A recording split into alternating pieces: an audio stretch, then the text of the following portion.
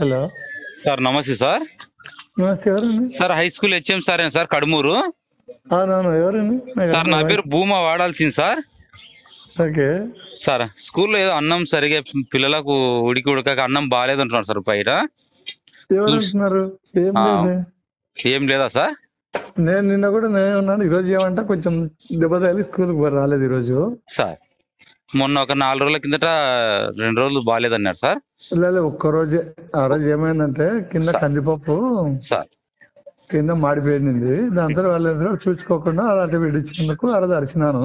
Sir ఆ తర్వాత అయితే ప్రాబ్లం రాలేదు. నిన్న కూడా నాకు అదే సార్ ఒక పిల్లలు 4 రోజుల ఏం కిందట లేకుండా బాగాలేదని చెప్పి నేను ఈ రోజు గుర్తొచ్చి చేసి సార్.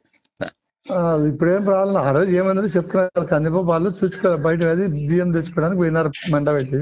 సార్ సార్ ఆ స్టవ్ మీద ఎందుకంటే ఆ రోజు ఒక్కరోజు కొంచెం కందిపప్పు మాడినందుకు కొంచెం మాడు వాసన వచ్చి పక్కకి సార్ చేపించిన ఆ రోజు. సార్ సార్ కొంచెం చూస్తున్నాను సార్, చిన్న పిల్లలు కదా మీరు చూస్తా ఉన్నాను సార్. సార్ సార్ ఏం ప్రాబ్లం లేదు, పక్కనే ఉంటాను. Okay sir, okay sir. ఏం పేరు మీ పేరు? సార్ నా పేరు భూమా వాడాల్సింది సార్.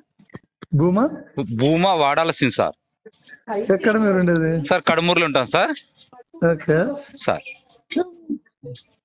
మీ పిల్లలు ఎవరున్నారు స్కూల్లో? సార్ ఎవరు లేరు సార్. మామూలుగా గ్రామాల్లో ఏమైనా సమస్య ఉంటే లోకాయుక్త మానవ హక్కుల కేసులు వేస్తుంటా సార్. అట్లా సార్. అదే ఎందుకంటే పిల్లలు ఎవరు వెనక కలిసిన వాళ్ళు చెప్తారు పేరు? లేదు సార్, మామూలుగా పబ్లిక్ ఇక్కడ అనుకుంటుంటే నేను గుర్తొచ్చి ఒక మాట చెప్దామని కొంచెం చూస్తా ఉండండి సార్. Sir sir hello.